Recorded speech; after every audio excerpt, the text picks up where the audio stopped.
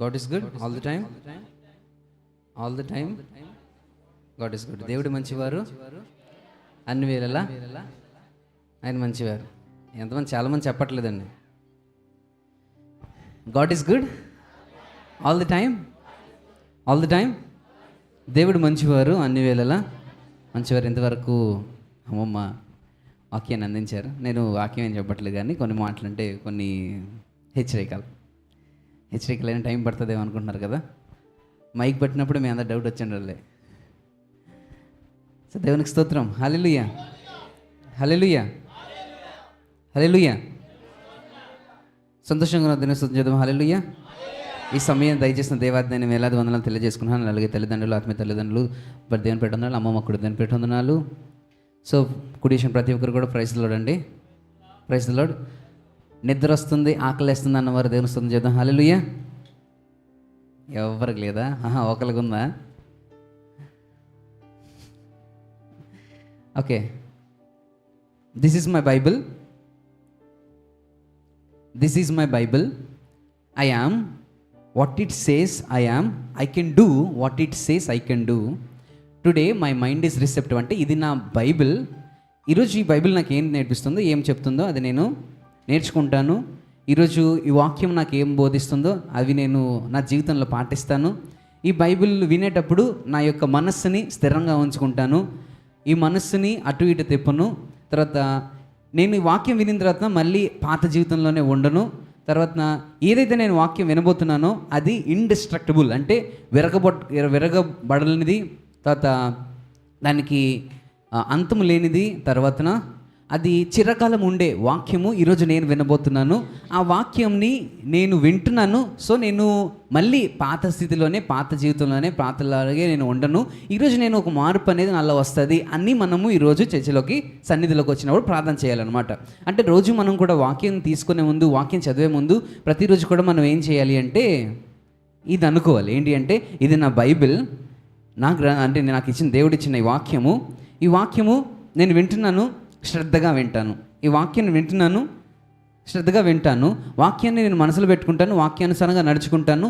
వాక్యానుసారంగా నడుచుకున్న వ్యక్తి పాత జీవితంలోనే మళ్ళీ ఉండరు. ప్రతిరోజు కూడా ఏమవుతుందంటే రెన్యూ అవుతారు. రెన్యూ అంటే మనకి ఫోన్కి బ్యాలెన్స్ అయిపోతా ఉన్న ప్రతిసారి మనకి నోటిఫికేషన్ వస్తుంది. తెలుసండి? ఎంతమంది సెల్ ఫోన్లు వాడుతున్నారు? అందరం వాడుతున్నాయి కదా. సెల్ ఫోన్ లేకుండా ఎవరు బ్రతుకుతున్నారండి?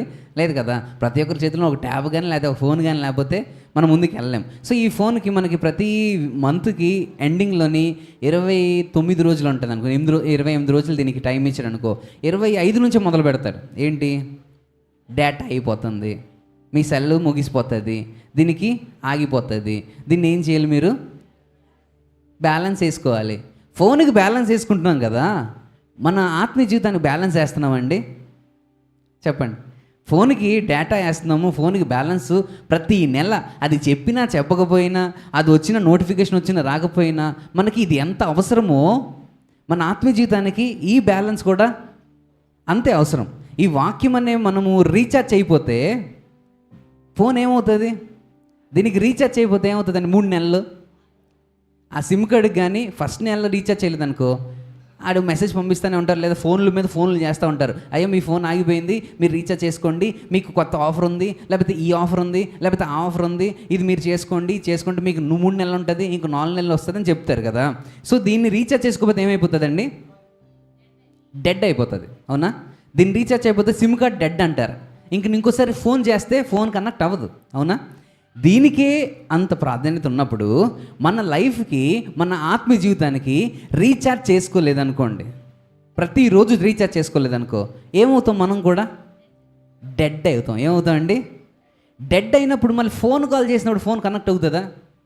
సో ఫోన్ మీరు రీఛార్జ్ చేసుకోలేదు, 3 నెలలు రీఛార్జ్ చేసుకోలేదు. ఇప్పుడు ఏమవుతుంది? ఫోన్కి నేను కాల్ చేద్దామన్నా, మీకు ఏదైనా ఇంపార్టెంట్ కాల్ మీరు ఎవరికైనా చేయాలనుకున్నా, మీకు ఎవరైనా ఇంపార్టెంట్ కాల్ చేయాలనుకున్నా మీకు కాల్ కనెక్ట్ అవుతుందా? అవ్వదు. సో ఇలాంటి ఫోన్కి మనము రీఛార్జ్ చేస్తే కానీ కనెక్ట్ అవ్వదే. అలాంటిది మనము వాక్యం కానీ రీఛార్జ్ చేసుకోలేదనుకోండి, ప్రతిరోజు కానీ, ప్రతి వారం కానీ, ప్రతి నెల కానీ, ప్రతిరోజు మనం రీఛార్జ్ చేసుకోలేదనుకో, దేవునితో మనం కనెక్ట్ చేస్తే ఫోన్ కాల్ వెళ్తుందండి? ఈసారి మనం మన జీవితంలో నేను ప్రార్థన చేస్తున్నాను, నేను ప్రార్థన పైకి పంపిస్తున్నాను, ప్రార్థన ధూపం వల్ల వేస్తున్నాను, ఈ ధూపాన్ని నేను పైకి రోజు పంపిస్తున్నాను, ధూపం వెళ్తుంది, కానీ ఏంటి నాకు జవాబు ఎందుకు రావట్లేదంటే ఫోన్ కనెక్షన్ లేదు. రిమైండ్ చేసి ఇక్కడ వాక్యం చెప్పినప్పుడు రిమైండ్ చేస్తాను, మీకు బ్యాలెన్స్ వేసుకోండి చెప్పి వదిలేస్తే ఏమైపోయింది, ఇప్పుడు డెడ్ అయిపోయింది. ఇప్పుడు డెడ్ అయిపోయిన తర్వాత మళ్ళీ పని చేయాలంటే పని చేస్తుందండి, కొత్త సిమ్ తీసుకోవాల్సి వస్తుంది. ఎన్ని మనసులు కావాలి చెప్పండి? కొత్త సిమ్ అంటే నూతన మనసు కావాలి అంటాం. కొత్త సిమ్ అంటే నూతన మనసు. ప్రభు నాకు ఈరోజు నూతన మనసు ఇవ్వంటాం. సో ఈరోజు నూతన మనసు ఇచ్చిన తర్వాత మళ్ళీ నెక్స్ట్ రోజుకి మళ్ళీ డెడ్ అయిపోయింది అనుకో, మళ్ళీ ఏం చేస్తాం? ఎన్ని సిమ్ములు వాడతాం చెప్పండి? ఇన్ని సిమ్ములు కట్టలు పెట్టుకున్నాం అనుకో, రేపు రోజు ఎవరైనా ఫోన్ చేయాలంటే ఏ నెంబర్కి కాల్ చేస్తారు చెప్పండి? ఒక నెంబర్ ఉంటే, ఏదైనా ఒక నెంబర్ ఉందనుకో, లేకపోతే 2 నెంబర్లు ఉన్నాయనుకో, లేదా 3 నెంబర్లు ఉన్నాయనుకోండి, మనం ఏం చేస్తాం? సరే ఈ నెంబర్ లేదనుకో ఈ నెంబర్ చేద్దాం, ఈ నెంబర్ లేదనుకో ఈ నెంబర్, అంటే దేవుడు కనెక్ట్ చేద్దామండి. అంటే దేవుడు మనతో మాట్లాడాలి అనుకున్నప్పుడు, సరే ఈ పరిస్థితులు కదా, సరే ఈ రోజు మాట్లాడదాం ఉంటాడేమో, లేదా ఈ రోజు మాట్లాడదాం ఉంటాడేమో, లేదా ఆ రోజు మాట్లాడదాం ఉంటాడేమో అనుకుంటారు. కానీ మనము ఇన్ని సిమ్ములు వాడేసి పాడేసిన తర్వాత ఇంకా కనెక్ట్ అవ్వాలి అంటే ఎక్కడ కనెక్ట్ అవుతుంది? కనెక్ట్ అవ్వదు. ఈరోజు ఇక్కడ వాక్యం విన్నాం కదా, దేవుడు పక్షపాతి కాదు. గాడ్ హ్యాస్ నో ఫేవరెట్స్ అని ఉంటుంది. ఆ మాట చూస్తాం ఒకసారి. రోమిలకు రాసిన పత్రిక 2:11 చూడండి ఒకసారి. God has no favourites. దేవుడు ప్రార్థన చేస్తున్నోడిని, అంటే ప్రార్థన చేయనోడిని ఎలా కొడతారో, ప్రార్థన చేస్తున్నోని కూడా అలాగే కొడతారు. బెత్తం అనేది ఒకటే వాడతారు. అంటే తప్పు చేసినప్పుడు, ప్రార్థన చేయనోడు తప్పు చేసినప్పుడు కూడా ఎలా కొడతారో, ప్రార్థన చేసినోడు కూడా తప్పు చేసినప్పుడు అలాగే కొడతారు. He has no favourites. 2:11 ఏముందండి? దేవునికి పక్షపాతం ఏమీ లేదు, ధర్మశాస్త్రం లేక పాపము చేయు వారందరూ ధర్మశాస్త్రం లేకయే నశించెదరు. సో ధర్మశాస్త్రము లేక పాపం చేయి వారందరూ కూడా ఏమవుతారంటే, for there is no respect of persons with God. అంటే దేవునికి ఈ పర్టికులర్ పర్సన్కి రెస్పెక్ట్ ఇవ్వాలి, ఈ పర్టికులర్ పర్సన్ నేను ఫేవరెట్గా చూడాలి, ఈయనకి మాత్రమే నేను ఇవ్వాలి, ఈయనకు మాత్రమే నేను అది చెయ్యాలి, ఈయనకు మాత్రమే నేను చూసుకోవాలి, ఈయనకు మాత్రమే చేయాలి, ఈయనకు మాత్రమే నేను కాల్ చేయాలి, ఈయనకు మాత్రమే నేను మెసేజ్ పంపించాలి, ఈయనకు మాత్రం నేను దేవునికి తీసుకురావాలి అని దేవునికి ఫేవరెట్స్ లేరనమాట. దేవునికి ఏంటంటే, ఎవరైతే నమ్మి విశ్వసించి లోపల అడుగు పెడతారో, నమ్మి దేవుని దగ్గర అడుగుతారో, ప్రతి ఒక్కరు కూడా దేవుడు ఏం చేస్తాడంటే ఉచితంగా ఫ్రీగా మనం అడగకపోయినా దేవుడు కాల్ చేసి మనతో మాట్లాడడానికి ఇష్టపడుతున్నారు. కానీ మనలోని చాలామంది ఏంటి అంటే, ఫోన్ డెడ్లోని, సిమ్ కార్డు అన్అవైలబుల్లోని, లేకపోతే అన్రీచబుల్లోని, లేకపోతే అసలు కనెక్ట్ చేసుకోవడానికి వీలు లేకుండా ఉంటున్నాం మేము. ఒకసారి మనం చూసుకోవాలన్నమాట. ఈరోజు మనం అక్కడ చూసిన దేవుని పక్షపాతం లేదు. ఈరోజు మనం అక్కడ మాటలు విన్నాం కదండి. ఎవరి గురించి విన్నామండి? దావీదు గురించి. దావీదు ఇంకా 2 ఫ్రెండ్స్ గురించి విన్నాం. తర్వాత 2 రిలేషన్షిప్ గురించి విన్నాం. 2 ఫ్రెండ్స్ ఎవరు? దావీదు, యోనతాను. 2 రిలేషన్ ఎవరు? సౌలు, దావీదు. తర్వాత ఇంకొక రిలేషన్ కూడా కనిపిస్తుంది.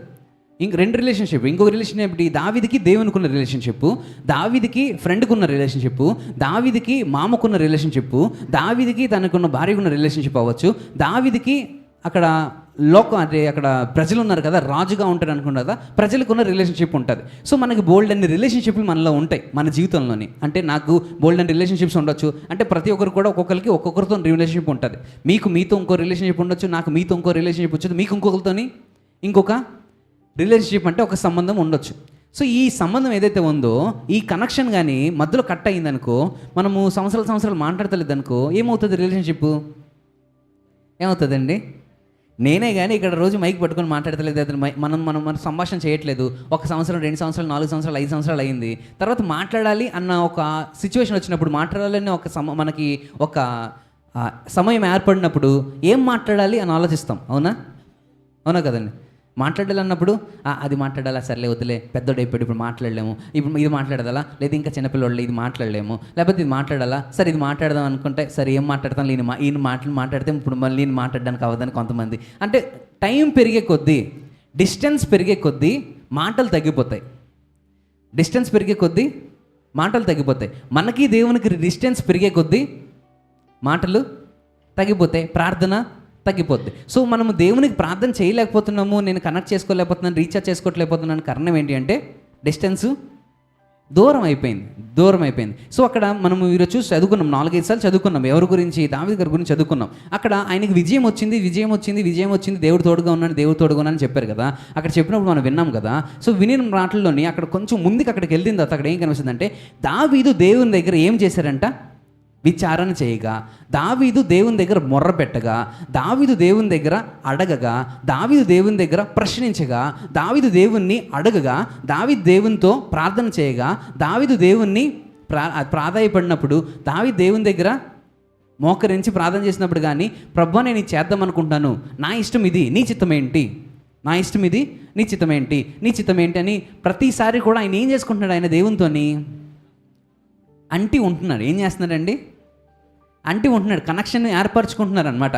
ఇది బ్యాలెన్స్ చేసుకుంటున్నారు, రీఛార్జ్ చేసుకుంటున్నారు.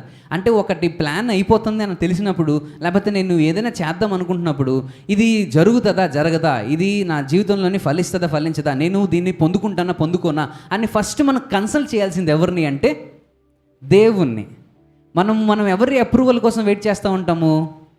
మనుషుల అప్రూవల్ కోసం వెయిట్ చేస్తూ ఉంటాం. వి ప్లీజ్ పీపుల్, మనుషుల మెప్పు కోసం ఉంటాం, కానీ దేవుని మెప్పును మాత్రం మనము లెక్క చేయమన్నమాట. మనుషుల కోసం, మనుషులతో మాట్లాడడానికి ఫోన్ రీఛార్జ్ చేస్తాం, కానీ దేవునితో మాట్లాడడానికి రీఛార్జ్ మాత్రం చేయం. సో మనుషులతో మాట్లాడడానికి, మనుషులకి మెసేజ్ పెట్టడానికి కానీ, మనకు డబ్బులు ఇవ్వాలన్నా లేకపోతే ఏ చేయాలన్నా దీన్ని రీఛార్జ్ చేస్తాం, కానీ మనము అసలు ఆధారపడాల్సిన దేవుని మీద మాత్రము ఆధారపడం. మనం రీఛార్జ్ చేయాల్సిన ఈ స్పిరిచువల్ లైఫ్, ఈ టెంపుల్ని రీఛార్జ్ చేయాల్సింది రీఛార్జ్ అయిపోతే ఇంకా ఎంతసేపు మనము ఎంత అడిగినా కానీ, ఎంత మనము కోరుకున్నా కానీ కనెక్షన్ అనేది లేకపోతే ఏమవుతుందండి? ఫోను డెడ్ అయిపోద్ది. మన బాడీ కూడా faith without works is dead body. అంటే విశ్వాసము క్రియలు లేకపోతే అది మృతదేహంతో సమానం అని అంటారు. సో అక్కడ మన దేవుడు ఎవరిని కూడా పర్షియల్గా చూడరు అనమాట. సో మనం విగ్రహాలు పెట్టుకొని కానీ లేకపోతే ఏవైనా పెట్టుకొని కానీ దేవునికి దూరం అయిపోతున్నామా అనేది మనం చాలా జాగ్రత్తగా గమనించుకుంటూ చూస్తూ ఉండాలి అనమాట. అక్కడ చూస్తూ ఇంకోటి, అక్కడ మనకి మనం ఫాస్ట్గా వెళ్ళిపోదాం. అక్కడ యోనా గారి గురించి అక్కడ మనం చదువుకున్నాం కదా. యోనా గారి గురించి ఏమో తెలుసు? యోనా ఎవరండి? ఎవరు యోనా? ఎవరు కుమారుడు? జోనా. చేప కడుపులోకి వెళ్ళింది యోనా ఎవరు కొడుకున్నాను నేను? యోనాతని పక్కన పెట్టాను, యోనా గురించి అడుగుతున్నానండి. యోనా ఎవరు కుమారుడు చెప్పండి? అమితయ్య కుమారుడు. అక్కడ ఏముంటుంది? అక్కడ యోనా గారు ఉన్నారు కదా. సో యోనా అక్కడ ఎక్కడికి వెళ్ళమని చెప్పారు దేవుడు? నిన్నవే పట్టణానికి వెళ్ళమంటే ఆయన ఎక్కడికి వెళ్ళాడు? తర్షీష్ వెళ్ళారు. తర్షీష్తో వెళ్తున్న టైంలోని అక్కడ ఆయనతో పాటు చాలామంది ప్రయాణిస్తున్నారు కదా. సో వీరందరూ వెళ్తున్నారు. సో దేవుడు ఒకవేళ పక్షపాతి అయితే యోనాకు మాత్రమే ప్రాబ్లం రావాలి, అవునా? దేవుడు ఒకవేళ పక్షపాతి అయితే అంటే దేవుడు అంటే ఇప్పుడు మనకి ఎవరైతే తప్పు చేశారో వాళ్ళని మాత్రమే శిక్షించాలి అని చాలాసార్లు అనుకుంటాం కదా. సో మనము ఆ శిక్ష ఏదైతే వచ్చిందో ఆయనతో పాటు ఎంతమందికి వచ్చింది? అక్కడ అందరికీ వచ్చింది. సో అందరికీ మొత్తదాన్ని రెడీ అయిపోయారనమాట. సో ఆ మొత్తదాన్ని రెడీ అయిపోయినప్పుడు ఎవరికి బుద్ధి రావడంతో అందరూ బతికారు. ఎవరి వల్ల? యోనా. సో అక్కడ యోనా గారు తీసుకున్న నిర్ణయం ఏదైతే ఉందో, ఆయన అక్కడ ఒక మాట అంటారు. ఏంటి అంటే, నన్ను అక్కడ నీటిలో వేసేసేయండి, చేప కడుపులోకి వెళ్తానా, లేకపోతే నన్ను దేవుడు కాపాడతాడా, దేవుడు నన్ను రక్షిస్తాడా, దేవుడు నన్ను చూసుకుంటాడా, ఇవన్నీ ఆయన ఆలోచించలేదు. అక్కడ ఆయన బ్రతకడానికి, రక్షింపబడడానికి కారణం మెయిన్గా ఏంటో తెలుసండి? ఆయన హానెస్ట్గా ఒప్పేసుకున్నాడు. ఏంటి? నిజాయితీగా ఆయన ఒప్పేసుకున్నాడు. ఏంటి? ప్రభువా, నేను ఈ విషయంలోని తప్పు చేశాను, నేను ఈ విషయంలోని తప్పుగా తిరిగాను కాబట్టి నాకు ఇది జరిగింది. సో నేను అంటే నీ సన్నిధికి రావడానికి కానీ నీ దగ్గర ఉండడానికి నాకు అర్హత లేదు. సో వారికి ఏం చెప్పారంటే, ఆయన పశ్చాత్తాపం పొంది దాన్ని నీటిలోని వేసేసేయండి. అక్కడ నన్ను బట్టియే ఈ గొప్ప తుఫాను మీ మీదకు వచ్చినని నాకు తెలిసి ఉన్నది. ఇప్పుడు ఆయన ఏం చెప్తున్నాడన్నా, మనం ఏం చెప్తాం?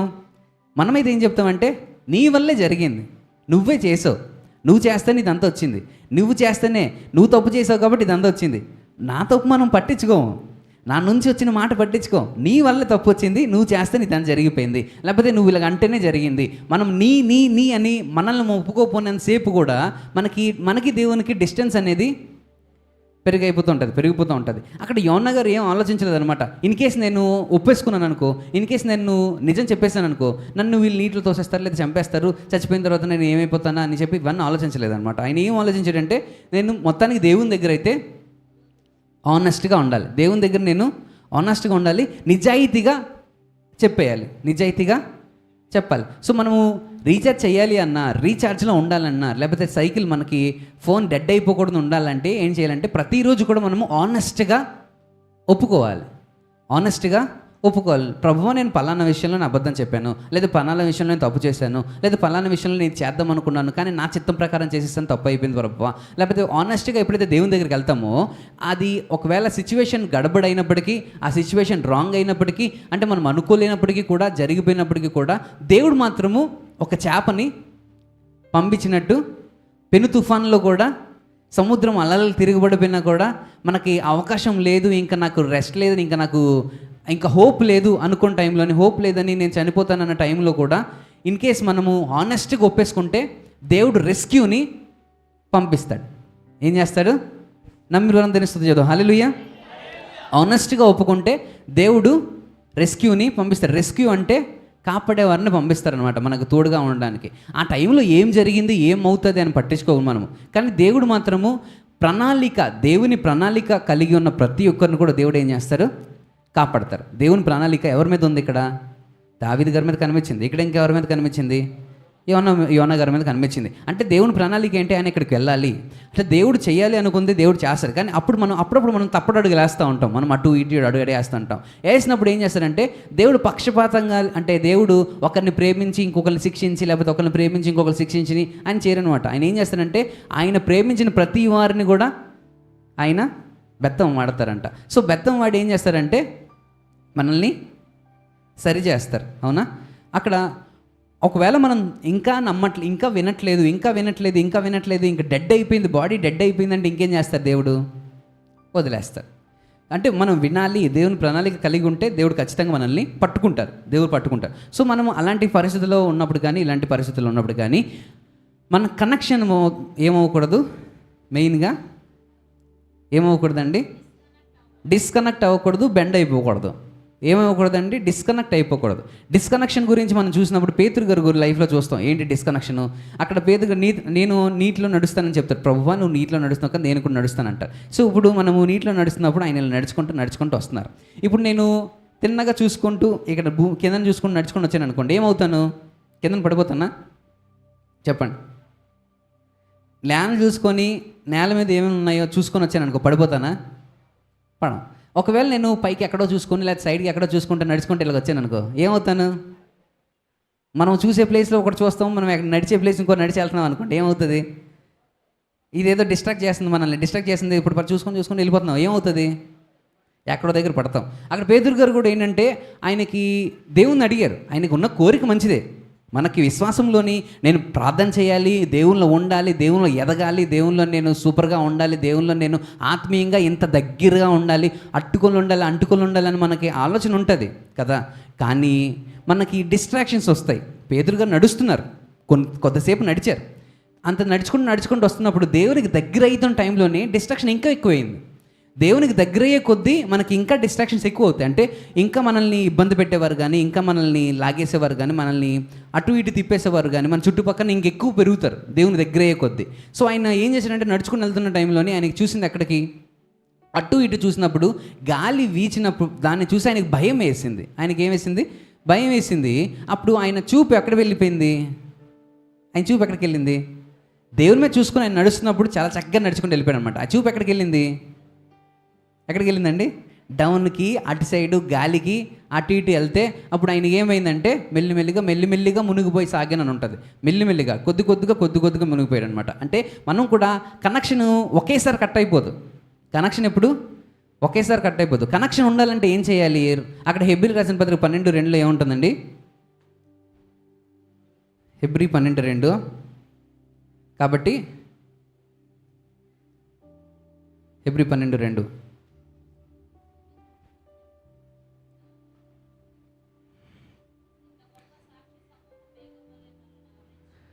ఇంత గొప్ప సాక్షి సముద్రం మేఘం వల్లే మనులను ఆవరించి ఉన్నందున మనము కూడా ప్రతి భారమును, చెప్తాం అందరు కలిసి చెప్తామా, మనము కూడా ప్రతి భారమును సులువుగా చిక్కులు పెట్టు పాపమును విడిచిపెట్టి విశ్వాసమునకు కర్తయు దానిని కొనసాగించువాడునైనా యేసు వైపు చూచుచు మన ఎదుట ఉంచబడిన పందెములో ఓపికతో పరుగెత్తుదము.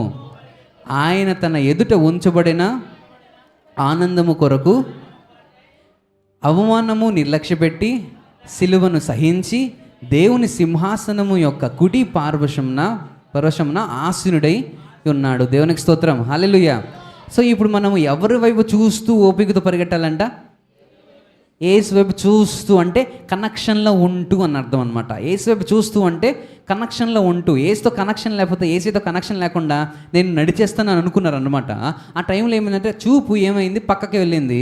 పక్కకి వెళ్ళినంత కనెక్షన్ ఏమైంది, డిస్కనెక్ట్ అయ్యింది. డిస్కనెక్ట్ అయిన వెంటనే ఇప్పుడు ఎవరు ఎంటర్ అయిపోయారు? అపవాది భయం రూపంలో ఏదో రూపంలో మనలో ఎంటర్ అయిపోతారు. ఎందుకు అంటే డిస్కనెక్షన్స్ వస్తాయి కదా. ఈ డిస్కనెక్షన్ మనము వస్తున్న టైంలో మనం ఏం చేయాలి? చూపుని సులువుగా చిక్కులు పెట్టు పాపము నుండి మనము బయటికి రావాలి అంటే కనెక్షన్ ఎవరి మీద పెట్టాలి? ఫోకస్ ఎవరి మీద పెట్టాలి?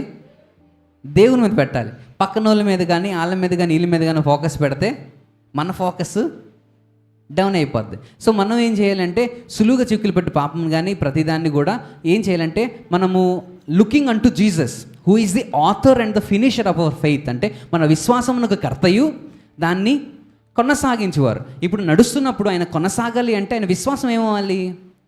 పడిపోకూడదు, కనెక్ట్ అయిపోకూడదు, డిస్కనెక్ట్ అయిపోకూడదు. సో మనం ఏం చేస్తూ ఉండాలి? ముందుకు వెళ్తుండే కొద్దీ ఏం చేస్తుండాలండి? ఆ కనెక్షన్లో ఉండాలి. ఈ కనెక్షన్ కానీ మిస్ అయిపోయింది అనుకో ఏమవుతుంది? డిస్కనెక్ట్ అయిపోయింది అనుకో ఏమవుతుంది?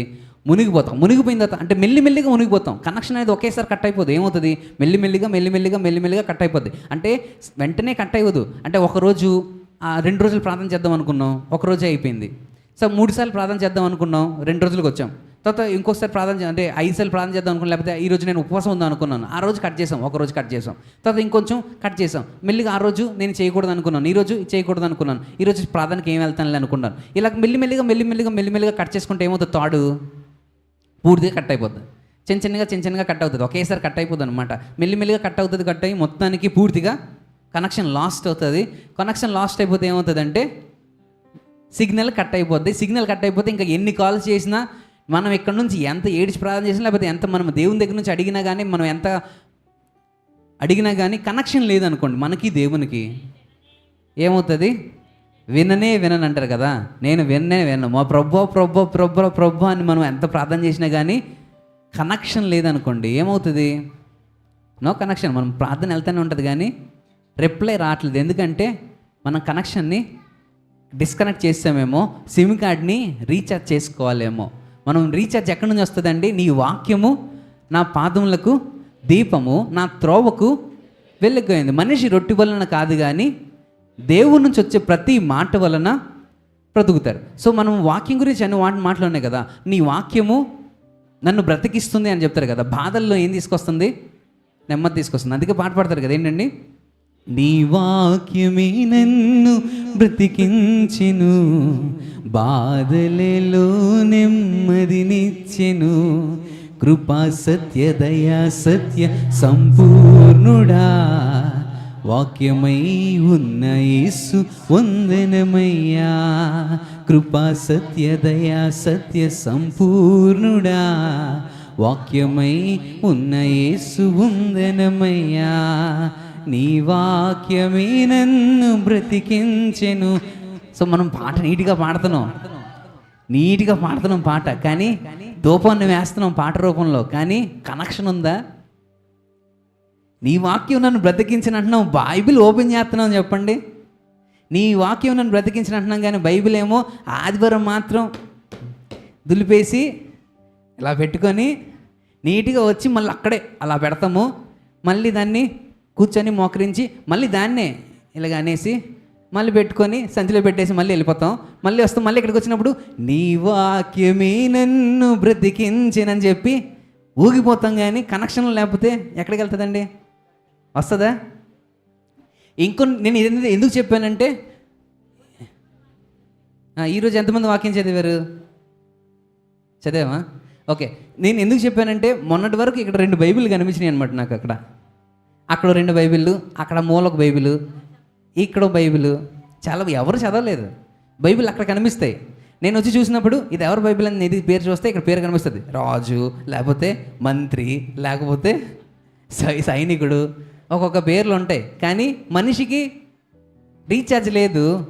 పాట మాత్రము కృపా సత్య దయా సత్య సంపూర్ణుడా వాక్యమై ఉన్న యేసు వందనమయ్యా అంటాం. కానీ మన వాక్యం మనకొద్దు, రీఛార్జ్ మనకు అవసరం లేదు. సో మనం ఇది మాత్రం చాలా జాగ్రత్తగా గుర్తుపెట్టుకొని మన లైఫ్లోని వాక్యానికి ఇవ్వాల్సిన ఇంపార్టెన్స్, దేవుని వాక్యం మనల్ని ఏం చేస్తుంది, బ్రతికిస్తుందన్న వాక్యానికి ఇవ్వాల్సిన ఇంపార్టెన్స్ మనం ఎంత ఇస్తామో అంతగా మన జీవితంలోని మార్పు అనేది చూస్తాం. సో మనం మార్చబడితేనే వెలిగించబడతాం, మార్చబడితేనే ఎత్తబడతాం. సో ఈ మాటలు దేవుడు దీవించి ఆస్వాదించిన కాక. ఈ చిన్న మాటలు అందరూ దేవుని ఫలించేలాగా దేవుడు చూసుకున్నాడు. ఆమేన్.